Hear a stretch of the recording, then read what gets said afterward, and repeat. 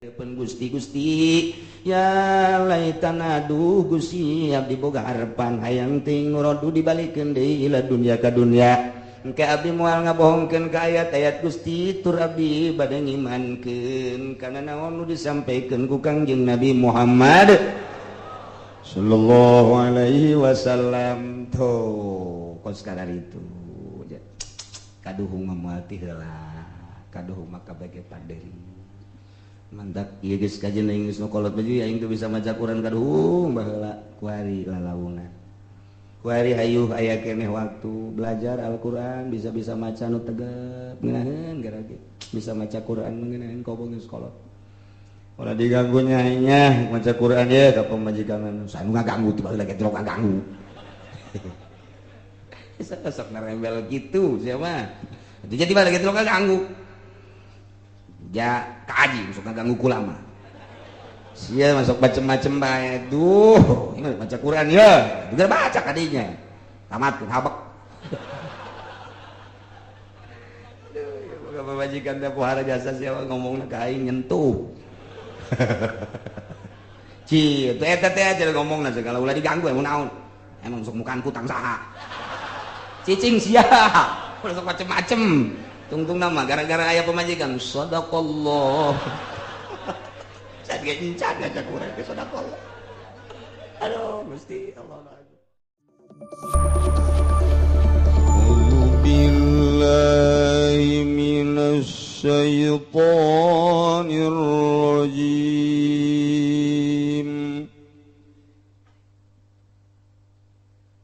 Bismillahirrahmanirrahim.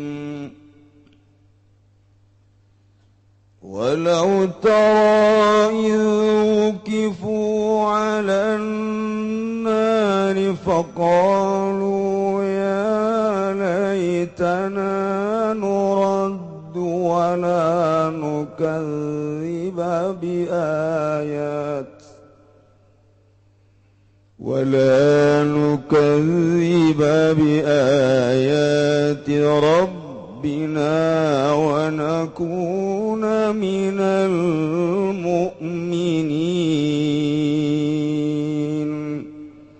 والله أعلم بمراده ولو ترى lamun ningali sira Muhammad ya Muhammad hai Muhammad iz waktune wukifu dan kandegakeun ya kufar uridu tegesaden pentoakeun ya kufar ala nari ngatasna neraka faqalu maka ngucap ya kufar kabeh ya laitana ing lafad ya utawi ya niku medakeun litanbihi kadue tanbih ya laitana manawa ingsun sadaya nurodu iku den balikeun ingsun sadaya ila dunya maring dunya wala nukadzibalan oranan yang ngagorokeun ingsun sadaya bi ayati rabbina kalawan sakehe ayat pangeran ingsun sadaya wadakuna lan yen ta'ana ingsun sadaya minal mukminin ikut tetep saking wong kang mukmin kabeh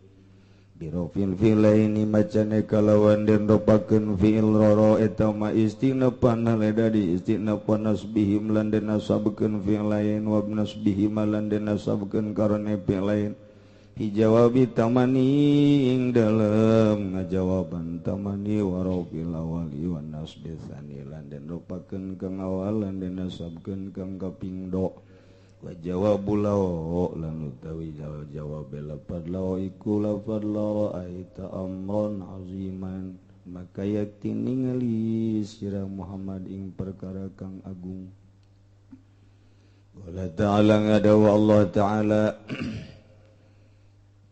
bal badalahum ma kanu yukhfuna min qabl walau ruddu la'adu limanhu anhu wa innahum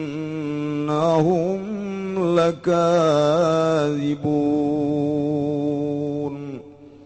wallahu alam bimuradibal utai balalil idrabi kumaidakan kadu idrab an iradatil iman saking ngarepakeun iman almafhum minat tamani kang dan paham saking tamani balitah badal lahir zohara tegese lahir lahum kadue kufar pemaka nu barang kang aya kufar kabeh ku nyamarkeun ya kufar kabeh mingkum saking sadurunge kiamat ya kumuna tegese ngumpetakeun ya kufar kabeh biqaulihim kalawan ucapan dene kufar ngucap-ngucap ing lafaz wallahi rabbina ma kunna musyrikin demi Allah kang dadi pangeran ingsun sadaya makuna orangna ingsun sadaya iku kang musyrik kabeh bisyahadati jawarihim kalawan nyaksanine pirang-pirang anggahotane kufar kabeh fatamannau zalika maka ngarep-ngarep ya kufar kabeh zalika ing mengkono-mengkono iman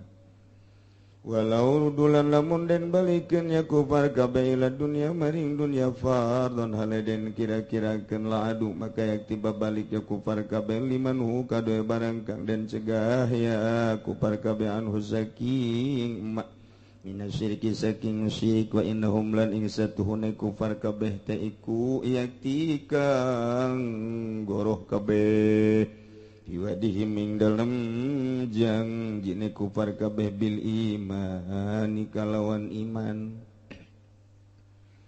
wa qalu in hiya illa hayatuna dunya wa ma nahnu bimab'usin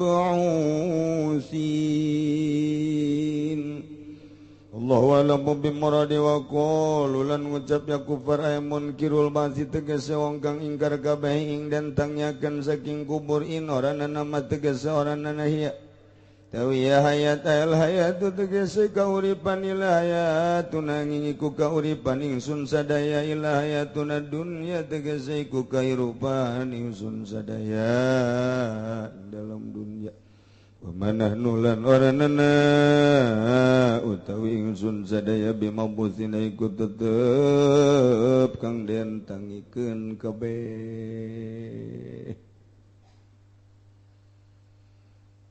ayat ieu diturunkeun ka Kangjeng maksudna dek nyaritakeun nu bakal terjadi jaga di yaumal kiamat mantak Kangjeng Nabi mah ditinggalikeun langsung ku Gusti Allah sorga neraka timbangan mahsyarna jembatan Shiratal Mustaqim geus jaritakeun jembatan blah kaciri nyaritakeun timbangan amal kaciri nyaritakeun sorga berikut nu asup-asupna ka sorga katingali ku Kangjeng Nabi duh si anu dan berbagai umat-umat nu arasup ka surga kitu keneh nu asup ka neraka kaciri si A si B si C terus berikut jeung gerombol-gerombol nu asup ka surga ka neraka katingali ku Kangjeng Nabi masya Allah nah iyalah dek nyaritakeun kajadian jaga di yaumal kiamah nu terjadi terhadap para kafirin khususna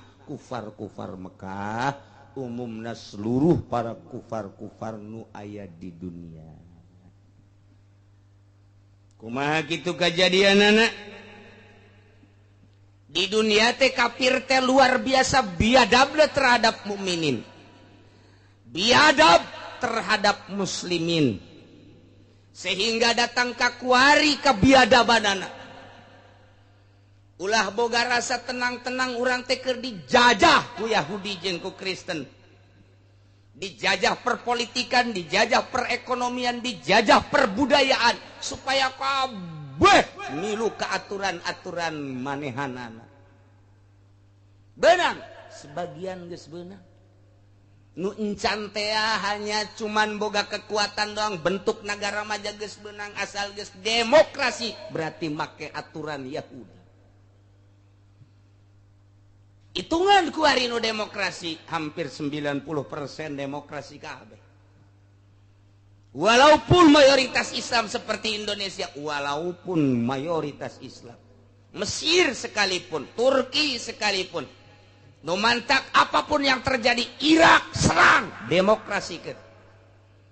Walaupun kuari encan terjadi demokrasi nu seutuhna geus mulai, tetapi bangsa Irak makos kitu tetap baik, tidak bisa bunuh gayang kuari pemerintahan bayangan sieun di Irak. Baheula di urang teh ieu teh endek dijadikeun negara Islam di Indonesia lantaran nu memperjuangkeunana teh ieu 90% Islam. Ustad, kiai, santri nu terbunuh teh para kiai, para suhada di samping para militer tetapi nu jadi huluna luar biasa di kampung teh kiai. Begitu teh musyawarah tekanan tetap berbagai pertimbangan jadilah negara demokrasi. Tuh masalah asal bisa baik ngalempangkeunana. Kuari ngembut lantaran teu jelas ya demokrasi mulai ngembut. Kumaha ye apa cara ricing bae. Tekan berbagai tekanan saeutik Islam keutuhanana dieuweuhkeun. Di zaman Soeharto datang ka kuari geus sabaraha persen kuari digrogoti Islam teh. Untung masih keneh aya jelema nu ikhlas anu lillahi taala li'ilai kalimatillah tanpa aya embel-embel bentukna pondok pesantren salam. Selain teh eta mah aya kepentingan. Lamun berjuang geus aya kepentingan moal murni. Dirikeun pondok pesantren modern tujuanana di samping agama aya oge formalna hayang meuli mobil.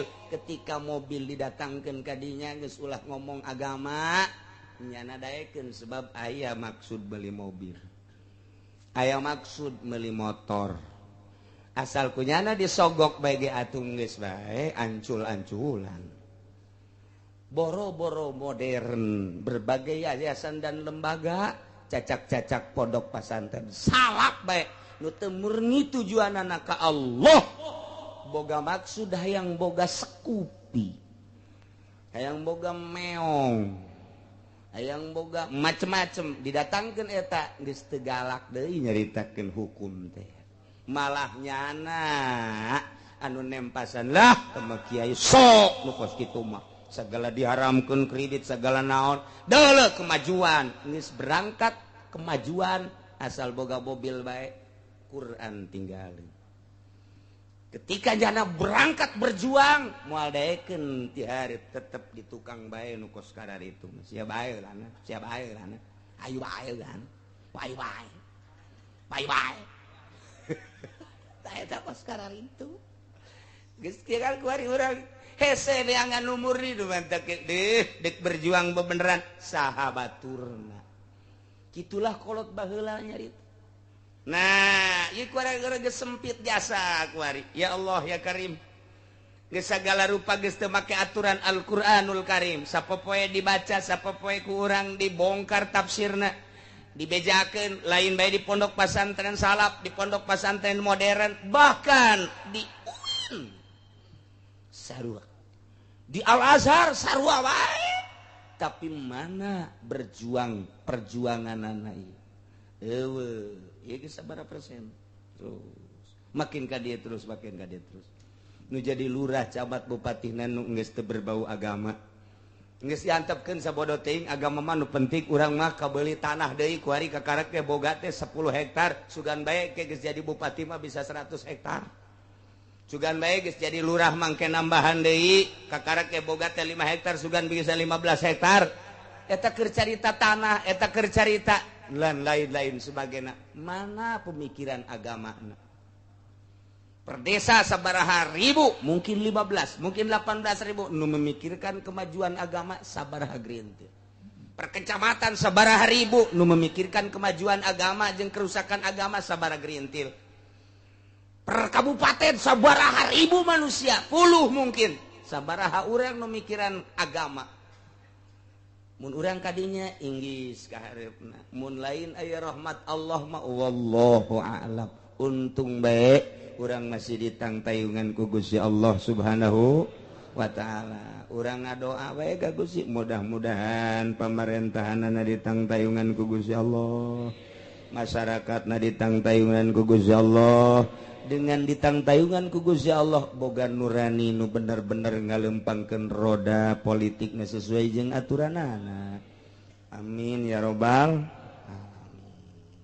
Nah kieu Kangjeng Nabi teh terus berjuang sakumaha kamari ditentang we ku musyrikin ku kafirin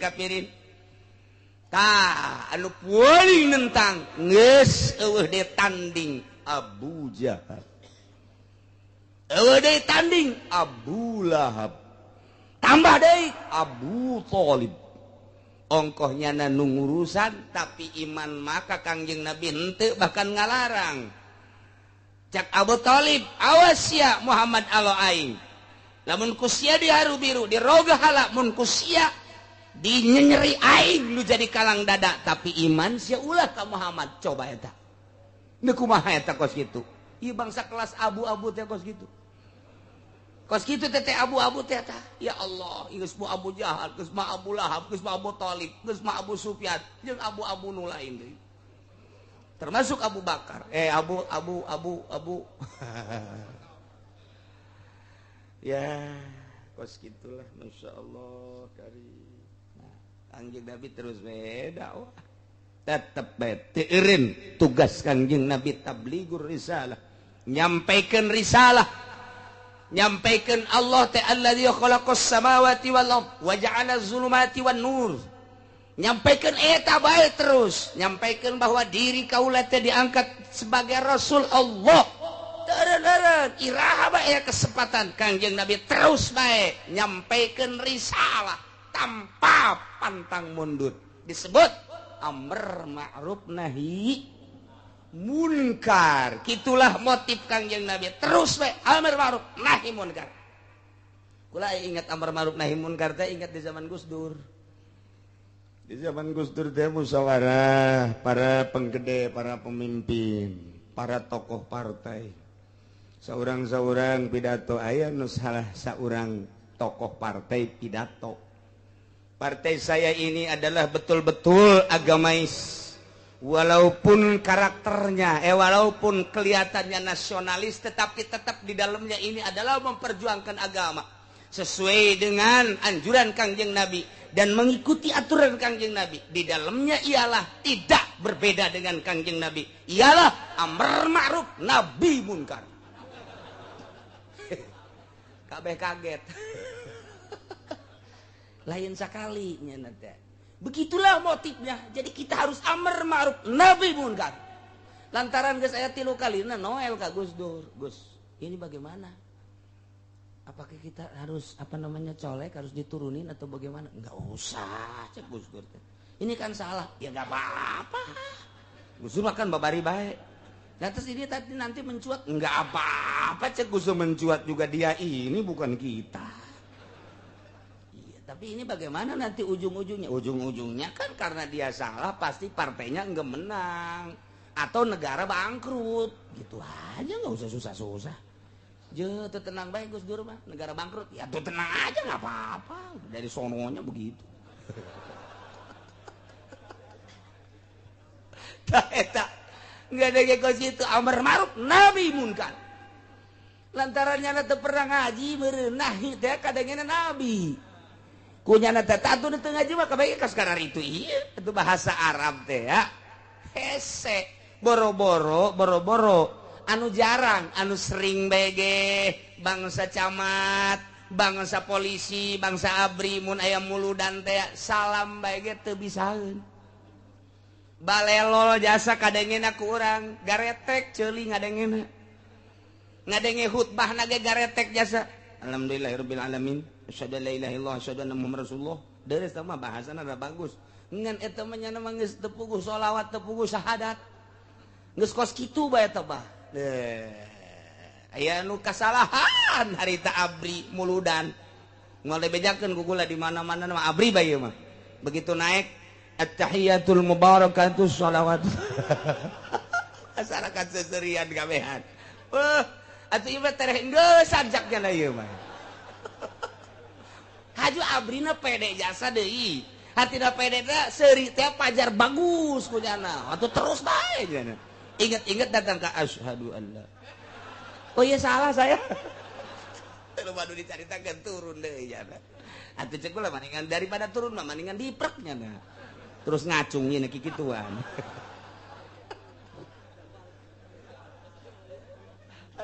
Macam-macam di Indonesia mah kos gitulah. Jadi Islam teh hanya kuantitas unggul, hanya hitungan unggul sekian, tapi kualitasna boro-boro anu henteu terdidik, nu terdidik ge kos kitu. Urang mun ngadenge khutbah mun lain santri nu pernah masantren camplang bae. Macakeun Quran mun lain santri camplang bae. Wajen teh nyana ader-aderan mau santren, pamana asal henteu pernah dikiroat bae. Wah tu camplang bae, tapi urang Banten mah tukang becana bae, poha. Ji, urang dikira urang Banten mah tukang becana bae nya nama. Luar biasa kiroatna, waktu salah mah tuh salah bae tetep. Tapi udah kayawan. Kula ke Bandung, di Bandung maca Quran. Ku guru kanyawan oh kiroat Banten dia mah. Beda bae, teleb nyebut po na teh po so bom atau teleb bae, beda bae. Pernah deui kula di hiji pesantren kakarakeun meunang 5 poe malam Jumat aya marhabaan, kagiliran di wetan teh sok berjanjina teh digeser teh teu ditalar, di urang mah pan ditalar. Saware. Dengan lolos. Digilir ya kula kabeneran maca wa ba'du faqulu.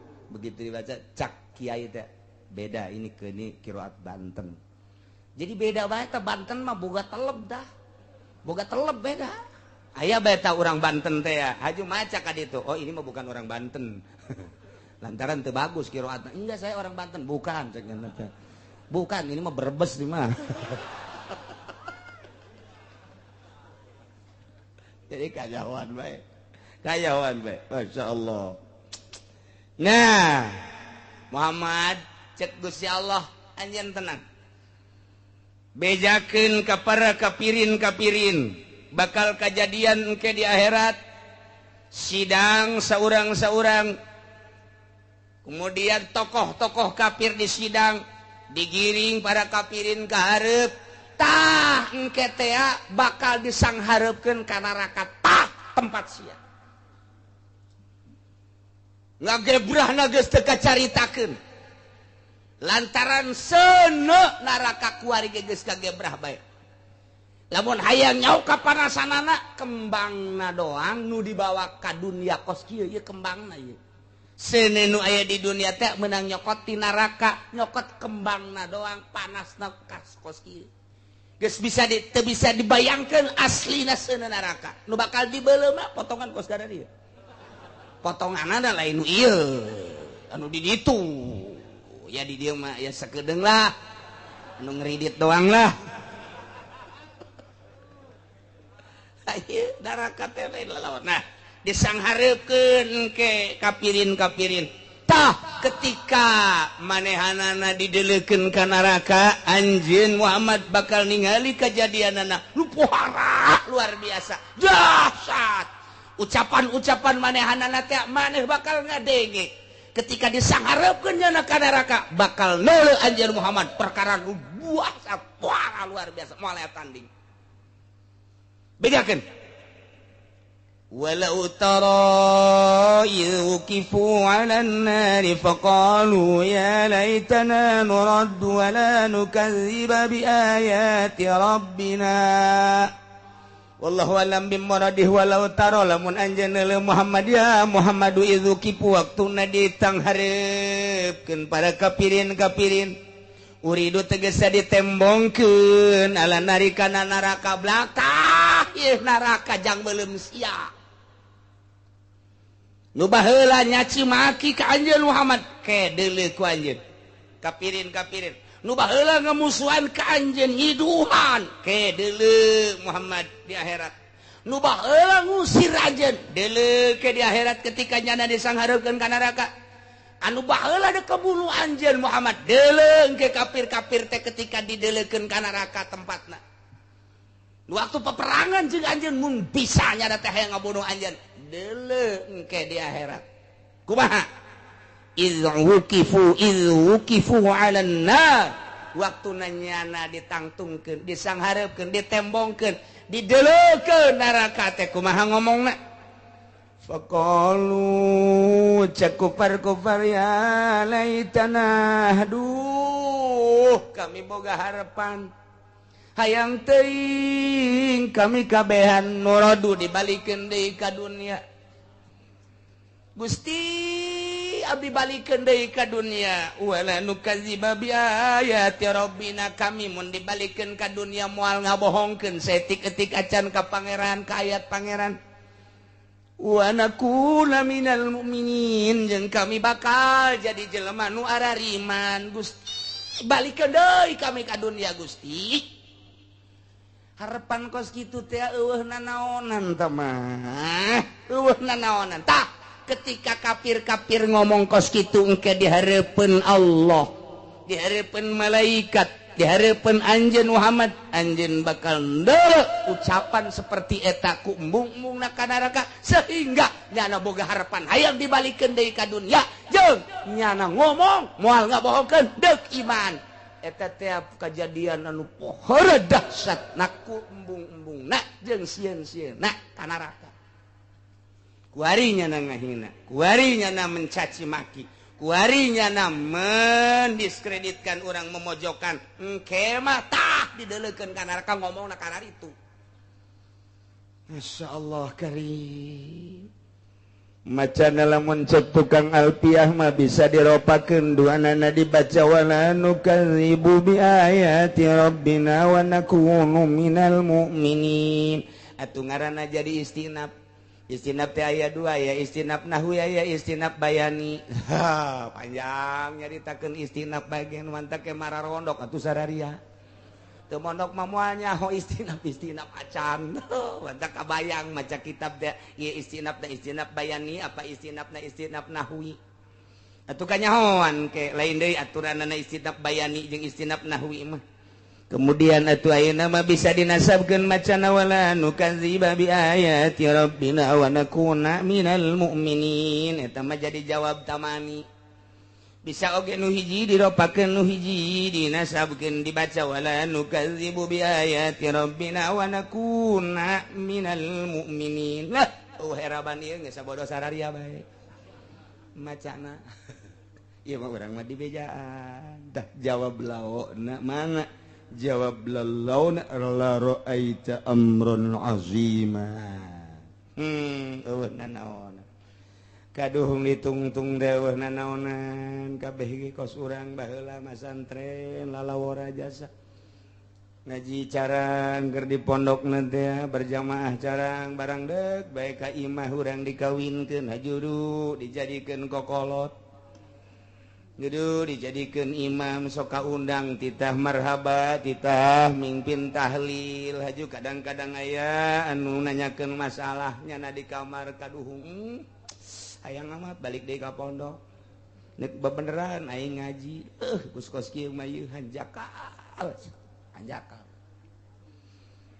kos kitu teh hanjakal baiklah dikawin teh dipasinikeun ku kolotna tah sia kawin teh jeung si itu bae tu lantarannya nama pendidikan agamana bagus kadangnya nanya nama santren di anu geus sia moal hese engke teh ngabimbing pamajikan sia salat mah geus moal kudu dititah deui urusan head mandina jeung sajabana sia geus teu kudu ngadidik deui itu kasih itu bae lantaran manehanana geus kadong bobogohan jeung si Eni padahal si ini mangan sakadar kaluaran cinglu teu pernah masantren ngatungan kulantaran manehanana geus kaasupan panah asmara atuh geus teu bisa diganggu gugat deui bah atuh panu bakal rumah tangga teh lain abah kula geus kula teh geus boga janji pasini jeung si ini sehidup semati kacai jadi saleuwi ka darat jadi buaya darat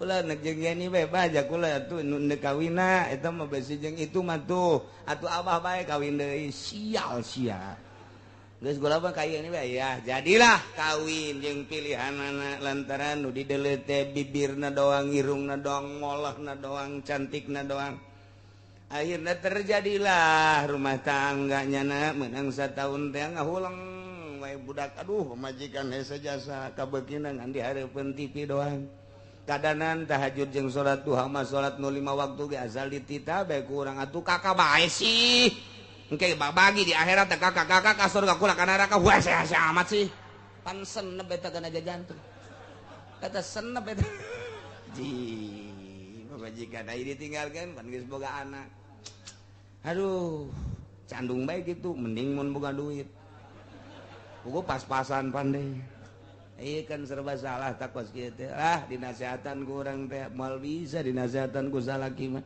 dibawa ku urang ngaji atuh merod bae lain ngaji meulian BH bae rese ieu pamajikan tah kuari geus 2 tahun reuneuh deui kadua kuari ngahuleng bae terus ngobrol jeung abah kumaha rumah tangga sia bah naon sia luhlah pancen rumah tangga sia pan anu endek ngawe ieu ngalakonan rasakeun ku sia ulah kitu bah ulah kitu pan geureun sia teu bisa nasehatan ku abah mana aya kolot nganasehatan teu bener kolot teh geus nyaho rarasanana rumah tangga teh sia lamun jeung si anu mah bah kumaha kula mun kawin tangkorak sia aing ge encan menya sia deui aduh Gusti Allah nyana ngahuleng bae duh kaduhung amat hayang balik deui ka baheula can nikah teh lah mun kitu mah aing deuk nuturkeun nurut kanu jadi kolot bae hanjakal na ieu kaduhung ngaranna ieu kaduhung takos kieu kaduhung di air mata Kangjeng Nabi ngabejaan ka urang sing hade ulah kaduhung jaga di akhirat kuari ieu kaula teh utusan Allah nyampaikeun ka anjeun aya sorga aya neraka jalan ka sorga ieu jalan ka neraka ieu tah ai kulana geus maot diteruskeun ku khulafaur rasyidin geus teu aya diteruskeun ku para wali-wali Allah teu aya kuari teruskeun ku para alim ulama ku kiai-kiai nu bener ngiaina tuturkeun eta bakalna maneh nyaho ieu jalan ka sorga ieu jalan ka neraka tah ulah datang ka di akhirat engke kaduhung masyaallah eta mah ege lah ege keur nyaritakeun la eta aki-aki ku anu umurna geus 70 tahun teh nyana di hareupeun imah ngalamun bae budak kuari mah bawa teh ku garelis teh nele urang Lampung Pararuti jasa aing maneur urang Bandung Pararuti nele urang Bogor Cianjur kitu sekaligus lalemesna jasa ai Brebes onam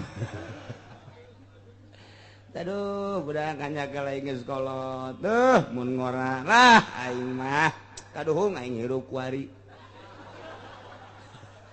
artina kolot kuari mun aing kuari ngora keneh babari milih keur ieu mah hese jasa awe hiji ge dianjanganna atuh ku 50-ha hese jasa aing hayang ngora deui cek nyana tatal laita sababa ya'udu yauman fa atazawaja hayang teuing cek aki-aki kaula ngora deui deuk naon hayang kawin jeung nu ngora deui lain geura mikiran akhirat hayang kawin blon ka aki-aki ku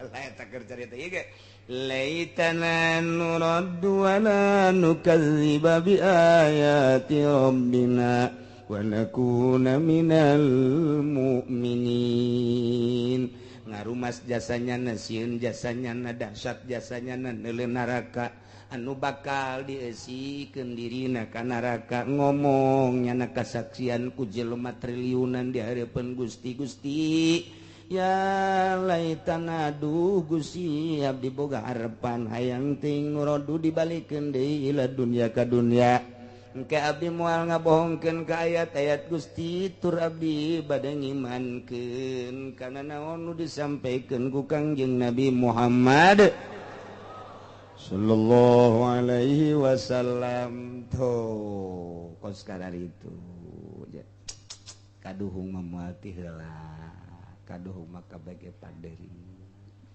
mantak ieu geus kajen geus nu kolot baju aing teu bisa maca Quran kaduhung baheula kuari lalauna kuari hayuh aya keneh waktu belajar Al-Qur'an bisa-bisa maca nu tegep ngeunaheun garage bisa maca Quran ngeunaheun kobong geus kolot ulah diganggunya nya maca Quran ya ka pamajikan sanu ngaganggu tiba lagi teu ngaganggu sok narembel gitu siapa jadi tiba lagi teu ngaganggu ja kaaji sok ngaganggu kulama sia masuk macem-macem bae duh ini maca Quran ya juga baca kadinya tamatkeun habek pemajikan teh pohara jasa siapa ngomongna ka aing nyentuh. Ci, teh eta teh aja ngomongna segala ulah diganggu emang naon. Emang sok mukaan kutang saha. Cicing sia. Ulah sok macem-macem. Tungtung nama gara-gara aya pemajikan sadaqallah. Sad ge encan aja kurang ke sadaqallah. Aduh, Gusti Allah lagu. Nailah harapannya nanti hayang dibalikeun deui. Masya Allah karim urang mumpung ora kuari yuh wayah ngaji wayah salat boga duit bayar sedekah ke masjid ke pondok pesantren majelis hayu jadi engke urang teh kuari teh keur pepelakan ke lamun loba pepelakan di akhirat urang tinggal panen ad-dunya mazra'atul amal dunia tempat pepelakan amal. Ya saya bae orang boga duit ya 10.000 5.000 ka masjidkeun. Boga duit 100.000 50.000 ka masjidkeun. Kos kitu bae geus pokona mah. Aya orkes ulah neuleuh bae pokona. Geus kos kitu bae eta mah. Aya hiburan-hiburan teu aing mah geus. Aya muludan datang kadinya. Kita nyumbang urang nyokot berkatna bae geus sakitu geus alhamdulillah. Geus sakitu geus alhamdulillah gitu. Bal badalahum bal naid rob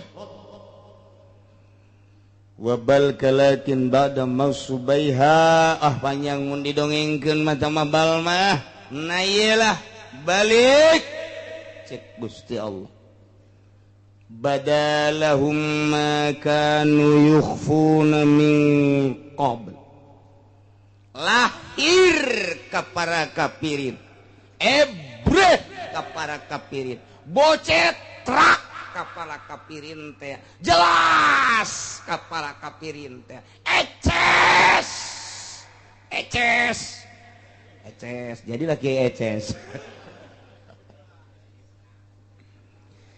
jelas ka para kapirin maka yukhuna min qabl naon nukunyana disembunyikan memeh kiamat keur di dunia kumanehana disembunyikan di akhirat jangan nyarita padahal keur di dunia nyana teu percaya ka Allah teu percaya ka Kangjeng Nabi diangkat jadi rasul kuari lain di zaman Kangjeng Rasul teu percayaeun ka para kiai-kiai nu bener nyana teh nang tangan jeung nyaci maki ka kiai ngamusuhan ka kiai asa aing bae hirup teh kajeun kiai mah sakadar nuduhkeun doang ulah judi ulah mabok ulah zina ai sia deuk nang tangan ka kiai lebok ku sia urusan jeung aing mah ja sia deuk geridit teh teruskeun ku sia jak ge kapanggih tungtungna gerem modar sia sambarangan gitu naon untungna sia-sia aing mangan sakadar nuduhkeun doang cak kiai nu bener teh kos kitu teh lah cok kiai teh geus ulah omong ngredit bae terus anu bahaji ge coba teh pangmayarankeun 2 bulan puguh teu deui persekongkolan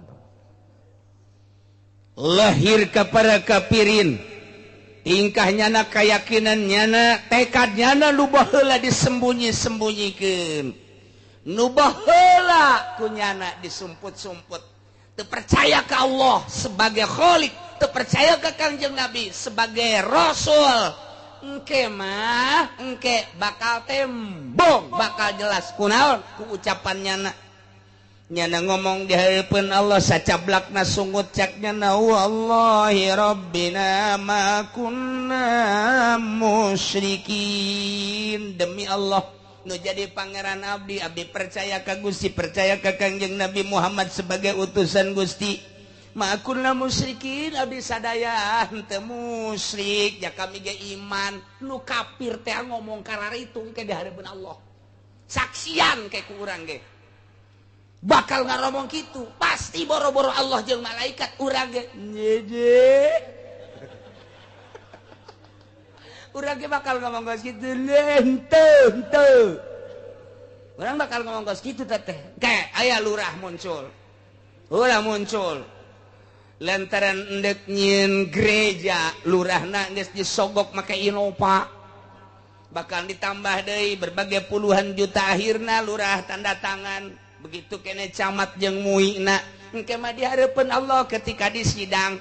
Ieu nyana teh tah nagar agama kafir. Ku sia teh didukung harita kabanyeun gereja.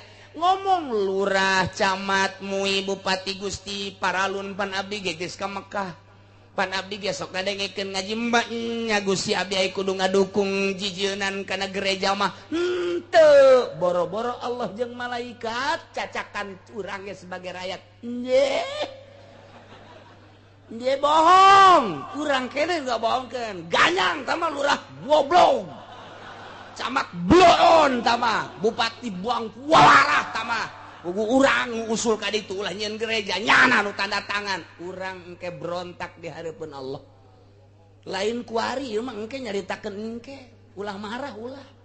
Lain nyaritakeun kuari mah sabodo, tanda tangan los Gusti bila perlu nu bodaya tanda tanganna.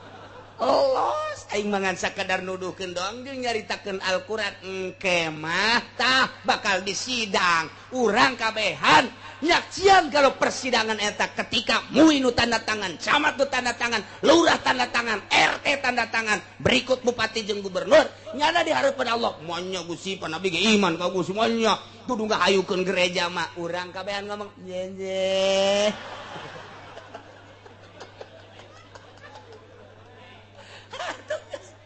Masya Allah. Tahir lamun geus dikitu-kitu coba lurah minta tulung ka saha? Ceknya nanti sia ka aing atuh. Ngadukung aing atuh pan aing tetangga sia. Nyenye. Bisa ojah. Geus teu bisa ojah geus. Geus teu bisa. Malaikat geus kieu bae pan masyarakat jatuh pro eta mah. Dari sia tanda tangannya. Ih, cek kieu namanya pan kula ge Islam, iman, manya kudu tanda tangan gereja, masyarakat gabe.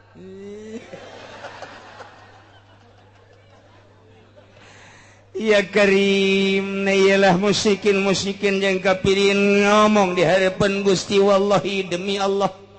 Abdi sumpah Rabbina Allah teh nu pangeran, jadi pangeran abdi sadaya abdi iman ka Gusti makunna musyrikin, abdi sadaya henteu musyrik Gusti. Ieu teh bisa dati jawarihim disaksian ku awakna. Lantaran omong padu omong moal anggeus ku Gusti Allah di sidang teh guandeng. Geus mah Abu Jahal, geus mah Abu Thalib, geus mah Abu Lahab, tokoh-tokoh Mekah nu harita. Ditambah deui ku tokoh-tokoh ti Amerika, ditambah deui ku ti Prancis, ti Inggris, di tokoh Yahudi. Tambah deui, ku bangsa Paulus, kardinal dan lain sebagainya diurang ge ditambah deui ku tokoh-tokoh urang anu ngadukung kana perjuangan pemerintahan Yahudi. Wah rame kata. Rame.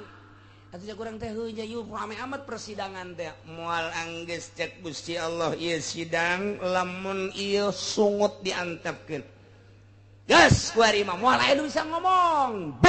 Al-yawma nakhtimu ala afwahihim wa tukallimuna aydihim wa tashhadu arjuluhum bima kanu yaksibun. Al-yawma dina poe ieu nakhtimu kaula ngonci kana sungut anjeun Nakhtimu ala afwahihim wa tukallimuna aydihim sungut tadi kunci ku Gusti Allah dibere bisa ngomong kuari leungeun dibere bisa ngomong mata dibere bisa ngomong ceuli dibere bisa ngomong irung dibere bisa ngomong beteung dibere bisa ngomong dubur kubul jeung seluruhna berikut suku nu mantak ieu ge cak di dieu bisyahadati jawarihim disaksian ku anggahotana engke mah sungutnya na lamun henteu dikunci ku Gusti Allah moal aya anggeusna kunci leungeun lah nu ngomong kunci ceuli lah nu ngomong kunci ku Gusti Allah sungut suku lah nu ngomong di kabeh ngararomong golbu ngomong kadenge ku kabehan begitu di sidang sungut ge si kunci lurah suku na ngomong cek suku kan dulu saya yang jalan ke Tangerang kota dilobikan di sono dengan tokoh-tokoh Kristen berikut dengan tokoh-tokoh yang punya pabrik yang mendanai gereja tersebut di antaranya Gajah Tunggal di antaranya lagi tanu didayat non karena NASA di antaranya lagi ya dan lain-lain sebagainya itulah pan kamu jalan melalui saya kemudian cak leungeun pan sia nu narima duit nage aing tah nu ngarasakeun duitna tinggal masyarakat tuh ha suku teh sia atuh geus ditunjuk rame-rame heuy sekali jadi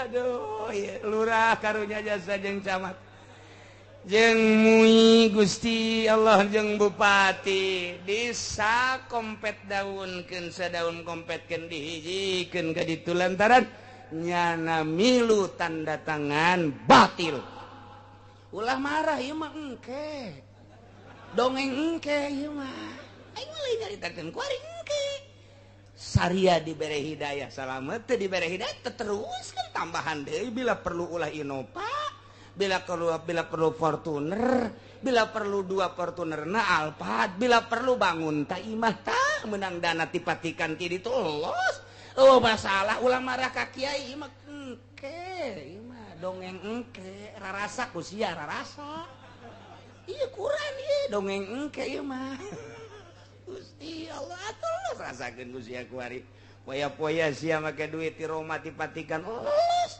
emang kuari teh didanaan kitu didanaan aing mangan sakadar ngadongengkeun antara Roma Vatikan Yahudi nu datang ke Indonesia jeung carita engke di hareupeun Allah kos itu tah tinggal rarasa bae bacana cia mah kieu cuma bohong atuh elos kumaha sia bae sama ku bahasa bae ngabohongkeun ka aing atuh elos aing mah dibere duit ti lo ku sia iya atuh elos sia aing atuh kumaha kakak bae teh mah alhamdulillahirabbil urang dibere wawasan dimensi ka hareup jaga saenggeus maot Kangjeng Nabi ngadongengkeun kejadian-kejadian nu bakal terjadi nu yakin urang percaya ke omongan Kangjeng ieu mah omongan Allah langsung anu ditarjamakeun ku Kangjeng nu titah nyampaikeun Kangjeng alhamdulillah urang per detik ieu per menit ieu nyaho lalakon nu bakal engke Masya Allah urang mah tenang bae urang mah kalem bae begitu di tokohna gitu maju Haji Arif maju kamu ini termasuk RT ya? Betul Pak. Mendukung enggak? Lalakon lurah. Apa itu lalakon? Lurah kan mendukung. Karena disuruh oleh Bapak Bupati dan Bapak Camat. Kamu mendukung enggak? Enggak Pak saya mah. Barangkali kalian kebagian. Kagak. Rokoknya? Enggak saya buang Pak rokoknya. Emang kenapa dibuang? Saya doyannya Samsu dikasih aja gudang garam. Enggak doyan. Beres. Haji Arif bego. Aduh. Yang jelas kagak Pak saya mah kagak. Kenapa kamu tidak mendukung? Saya ini kan Islam Pak namanya saja Haji Arif. Kalau di Pandeglang Haji Arif itu tukang duren. terkenal kemana-mana saya mah enggak apa tokoh masyarakat karena saya jadi lurah tidak ada yang berani nurunin saya karena saya ditokohkan. Saya barangkali hebat dulu. Siap ngomong hebat di dia. Nu jelas saya abdi mah henteu Pak, abdi mah Gusti henteu ngadukung. Bener? Henteu. Bener maneh mah henteu. Masyarakat ditanya kabeh, "Iya Haji Arif tanda tangan teh tentang gereja?" Henteu. Nya nama henteu. Justru ku kami nu pake aandelan nyana. Wow, Haji Arif.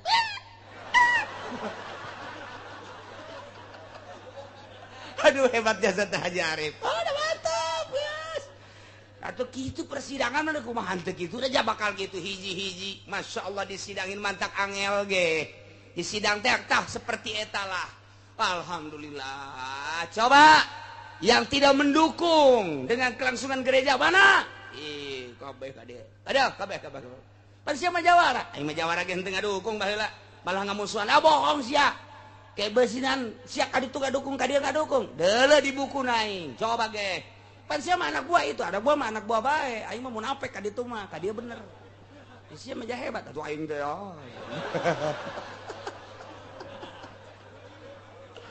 Masya Allah persidangan anu luar biasa berawal tina persidangan musyrikin jeung kafirin anu guandeng luar biasa tutup sungutna kuari bisyahadati jawarihim dengan kesaksian organisasi non organ tubuhna kabeh ngomong tidinya nafataman nauzaliknya nages teu bisa ojah nyeseseka dia kaditu lantaran nu ngomong naragana sorangan geus cenah boga harapan cek harapanana geus wadaya laitana nuraddu wala nukadziba bi ayati rabbina wa nakuna minal mu'minin. Gusti harapan abdi mah coba balikeun deui bae ka dunya.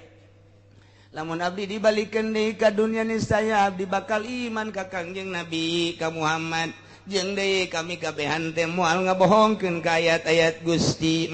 Bohong teh kitu teh eta mah lantaran nyana neuleuh siksa nu pohara luar biasa. Muhammad walau ruddu la'adu limanuhu anhu wa innahum lakadzibun. Muhammad andai kata dikira-kirakeun dibalikeun deui para kafirin ka dunya fardon.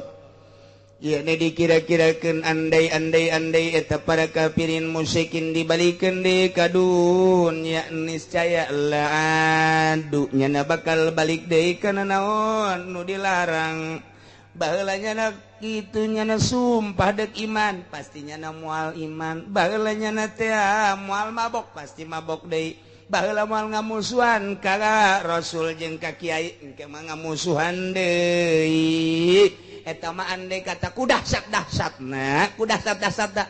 Nah iyalah nyana boga harapan yang dibalikeun deui. Padahal andai kata dibalikeun deui moal lantaran emang nyana mah geus teu percaya. Wa innahum lakadzibun nyana teh yakin anu ngabohongkeun kana perjanjianna bakal iman. Nyana janji bakal iman tapi andai kata jamual ieu mah andai kata dibalikeun ka dunia tetep bakal ngamusuhan bae. Sebab nyana mah emang diciptakeun nangis berkarakter seperti eta. Nauzubillah min zalik cakang yang Nabi dulur sadaya wahai para tokoh Mekah tokoh Quraisy urang teh moal lila hirup di alam dunia teh bakal paeh. Contona dulur urang kabehan karabat urang tetangga urang geus paraeh engke ge bakal dihudangkeun deui ti kubur yaumal ba'si ngaranna bakal digiring ka mahsyar dihisab. Kumaha ngomongna muaknya geus paeh dihudangkeun deui bohong. Teu percaya ieu Muhammad banyak ternyata geser bae ngomong ka warga-wargana wa qalu nu inkar kana ba'as teh nu teu percaya bakal dihudangkeun deui kumaha ngomongna yeuh in hiya illa hayatuna dunya teu aya kahirupan mah kecuali kuari di dunia nu mantak urang poya-poya bae di dunia kumaha urang bae geus teangan dunia saloba-lobana teangan kesenangan bila perlu mabok judi bila perlu awwg belian kurang lantaran geus bae mah geus bae wa manahnu bibabausin moal dihudangkeun deui dongeng namanya geus bae dihudangkeun deui weuh bohong hese teh hayang iman kana masalah gaib gitu urang mah alhamdulillahirabbil alamin percaya karena maut percaya karena siksa kubur percaya pertanyaan kubur percaya naimul kubri percaya jaga bakal dihudangkeun deui dibaas engke bakal digiring ka masyar percaya bakal aya timbangan mizan ngaranna percaya bakal aya jembatan Shiratal Mustaqim percaya bakal aya surga percaya bakal aya neraka mahal tatah yang percaya kadinya teh urang mah alhamdulillahirabbil catat di jero hate tanamkeun di jero hate ulah datang ka pudar deui bejakeun ka anak urang bejakeun ka incu urang bejakeun ka turunan urang kade jeung teuing gereja sing jelegir ge andai kata memang kudu kitu lantaran di urang mah geus bakal kos kitu sebab pemerintahanna sangat rapuh sama sekali kuari geus mulai deui ucapan-ucapan teu meunang make bahasa Al-Qur'an adzan teu meunang didengungkeun ke mah bakal reaksi anu luar biasa geus dirobah kuari birokrasina ditumpangan ku Yahudi dibuat teu berdaya lantaran di luhurna geus eueuh anu berharisma tentang agama geus tinggal kos kieu bae kadituna makin rapuh sesuai jeung ucapan Kangjeng ma min zamani illa ba'dahu syarrun mentak masikan yang untung aya keneh anu nanyakeun ka kiai tentang perkawinan tentang syarat perkawinan walaupun tolak nama geus dirobah ku pemerintah teh make aturan-aturan batur tolak 3 jadi hiji anak angkat bisa benang waris kajen teuing ngelanan nyana nu tanggung jawab di akhirat salila urang hirup bahayu bae nyaritakeun nu bener dek dipake dek henteu sabodo teuing asal urang salamet jaga ketika di sidang di hareupeun Allah lantaran maneh dititipan ilmu pernah disampaikan pernah make aturan Gusti Al-Qur'an jeung hadis make aturan Quran hadis teh menang terjemahan saya Imam Syafi'i urang mananya udah sieun urang aya kitabna aya nu tanggung jawab lain sakadar sakitu meunang istimbat teh nyokot dalil ieu Al-Qur'anna ieu hadisna ditarjih deui ku Imam Ibnu Hajar ieu dalil mana nu kuat dalilna dicokot sat patwakeun ku Imam Nawawi tah kitu urang mah hasilna teh kos kitu satungtung akur jeung eta tuturkeun teu akur ulah sakitu bae acenah geus aya cenah hukum buatan anyar leg-leg ku sia pake ku sia aing teu ilu campur teu kaciwit ka bawah daging ke di akhirat aing ngabejakeun siapan ku aing geus dibejakan aing ngocoprak bae pan ngomong banyak saya mah ngocopraknya dibayar ya aku Golkar lah dibayar setik lah wal beres asal geus kiai bayaran bae geus moal beres ulah make kiai bayaran ulah make kiai partai sebab boga kepentingan di jerona satungtung boga kepentingan moal murni nyaritakeun agama moal beres kajen kumaha ge dikemas akhirna halal jadi haram jadi halal naudzubillah min zalik ieu mah deuk dipake deuk dicaritakeun bae jeung moal kebal ieu hirup teh 10 20 urang 60 70 paeh tah kauntunganana cenah sia nyaritakeun bae pan ku masyarakat henteu diantel teu dinaon kitu karena teu dipake ji lain yang dipakai ku masyarakat abdi mah yang dipakai ku Gusti cak Gusti haram pan abdi geus tuturkeun haram masyarakat teh nuturkeun urusan Gusti tah mah bohongan ku Gusti teh dituturkeun ji atuh abdi mah cak Gusti halal cak Gusti haram berdasarkeun lawan Quran menang cisa Kangjeng Nabi sia nyaho ka ucapan Kangjeng Nabi memang sajaman henteu abdi mah sajaman jeung guru abdi guru siapa nih bisa kitu pan aya kitabna iya tuh hese-hese waduh guys ya selamat. Ayo coba tangan murid sia nu mana nu nuturkeun sia aya Haji Arif ya. Kitulah jelema kafir jeung musyrikin teu percaya hirup deui sabada maot. Cak cenah mah hirup teh hanya kuari doang bahasana dina Al-Qur'an geus dijelaskeun in hiya illa hayatuna dunya. Ngobrol coba orang jeung budak hidup cuma sekarang aja ngobrol coba orang jeung Hindu hidup cuma sekarang ngobrol coba orang jeung Kristen sarua eta mah hanya ngobrol teh nuturkeun urang bae cek Yahudi cek budak nanti kan kita dibangunkan lagi ceknya na itu makanya dibakar juga takut ke neraka jadi nanti ketika dibangunin udah habis ceknya nanti dibakar ya udah kagak ada udah hancur udah susahin katanya Allah juga nyariin kemana ya udah hancur jadi debu ji ceknya nama pangeran James Bond meren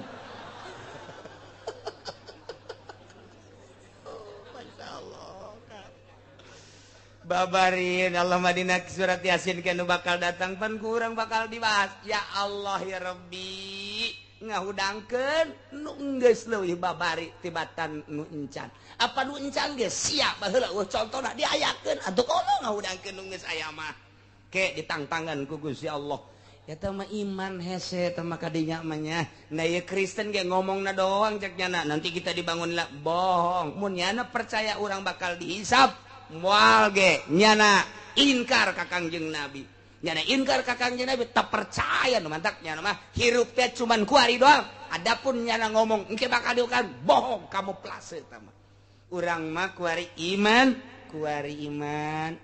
bakal dihudangkeun nu mantak urang daek ngaji mantak urang daek udang tipe tingkih doang eta teh ku iman ka Allah masyaallah mantak daek berkorban jang masjid jang majelis taklim jang pondok pesantren eta teh iman lamun teu iman ya moal ya budak nyeun pondok ge karunya amat ya aing boga ye sugan belah geus tah simpenan jaga di akhirat iman berarti kan masyaallah alhamdulillahirabbil alamin urang mah teh hese ku Gusti dibere iman dibere hidayah tinggal urang kuari ngarumat iman urang jeung hidayah urang supaya urang kabehan ieu iman datang ka akhir hayat urang husnul khotimah ketika urang maut maca kalimat thayyibah la ilaha illallah Muhammadur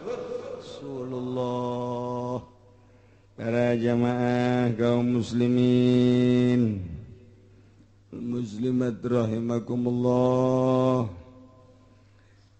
dina minggu ieu minggu nu sakumaha dijanjikeun menjelang keberangkatan umroh diawali ka Irak jeung Iran hayang ziarah ka Sultan Aulia hayang ziarah ka makom-makom guru-guruna Tuan Syah Abdul Qadir jeung muridna oge berikut ka Imam Ghazali di Tusi Iran insyaallah berangkatna aya 2 gelombang hiji berangkat Rabu lantaran pisah ka Irak mah hese awalna geus boga 70 lantaran menyusul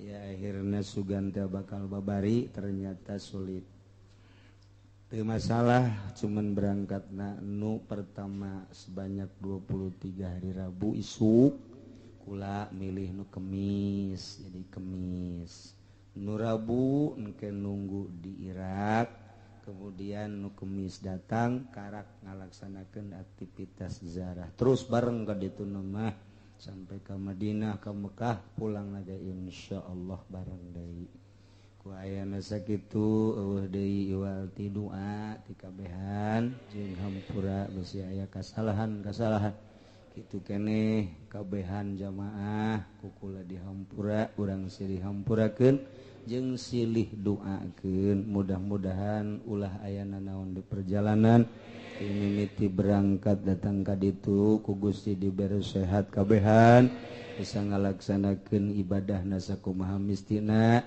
bisa balik deui ka dieu sakumaha urang kumpul deui ngaji deui urang nanjurkeun agama Allah Subhanahu dulur kula anu ti Jogja geus datang bakal berangkat milu bareng nah kemudian tanggal Rabu teh tanggal 25 20 genep Kamis 27 jadi berarti jatuhna engke Rajab adalah hari Selasa jatuh Rajab menurut hisab qot'i adalah hari Selasa besi aya nu rek puasa nah eta ulah loba-loba puasana 27 poe kuat 27 25 kuat 25 23 kuat 23 2 hiji kuat 2 hiji 19 terus we nu ganjil-ganjil we kuat 7 kuat deui mah 5 kuat deui 3 kuat deui mah atuh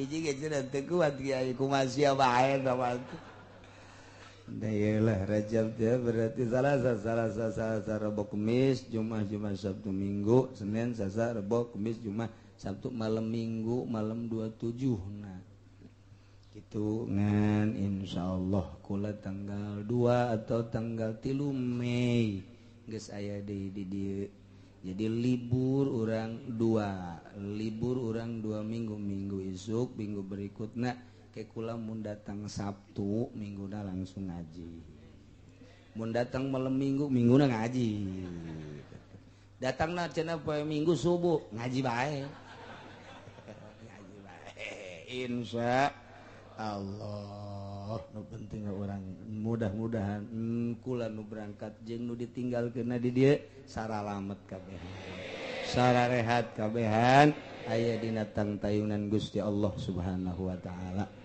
rindu ka Tuhan Syekh rindu ka Imam Ghazali leuwih-leuwih rindu ka Kangjeng Nabi Muhammad sallallahu alaihi wasallam cak Kangjeng Nabi manzara qabri ba'da wafati wajabat syafaati saha jelema nu zarah ka kuburan kaula sabada maot kaula wajib pitulung kaula masyaallah mantap lain kula bae nu berangkat gaya nu Salasa nu lalaporan kaula kakula lobaan malah kipodoli kuari geus aya di Mekah keur peuting nelepon di Madinah diberangkatkeun ka Mekah lobalah jamaah-jamaah lantaran kesulitan haji akhirna lumpatna ka umroh wallahu alam kaditu mah inget ka omongan almarhum Abah bae sasababara urang ngomong mumpung kuari deu ka Mekah mangke mah hese ceuk manehna engke mah hese ka Mekah teh maknya hese engke mah hese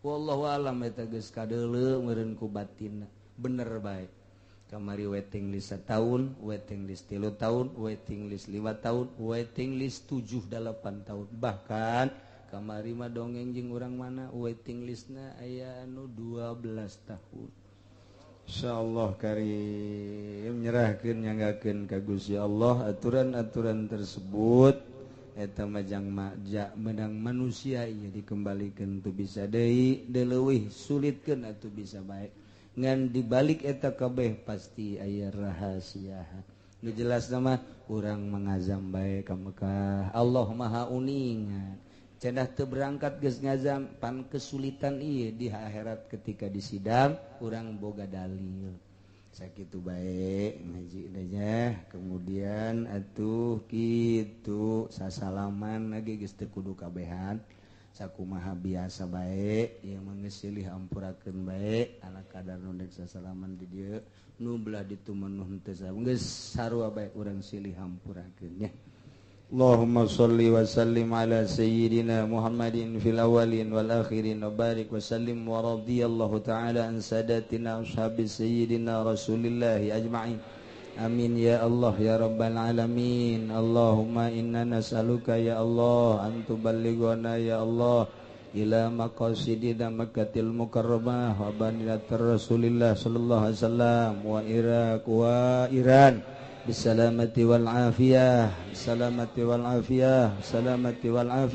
Allahumma inna nas'aluka ya Allah an tatwiya lana al-ardha wa tuhawina alaina safara wa an tarzuqana ya Allah salamatal badan wa din wal mal wa an tuballighana ya Allah ila maqasidina bisalamah wal afiyah bi rahmatika ya arhamar rahimin Allahumma ihdinas siratal mustaqim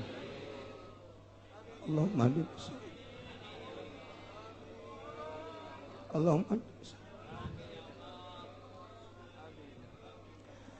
Siratal ladzina an'amta 'alaihim minan nabiyyin was-siddiqin was-syuhada'i was-shalihin sunna ulaika rafiqa dzalikal fadlu minallahi wa kafa billahi alima wa shalli wa sallim ala jamil anbiya'i wal mursalin alhamdulillahi rabbil alamin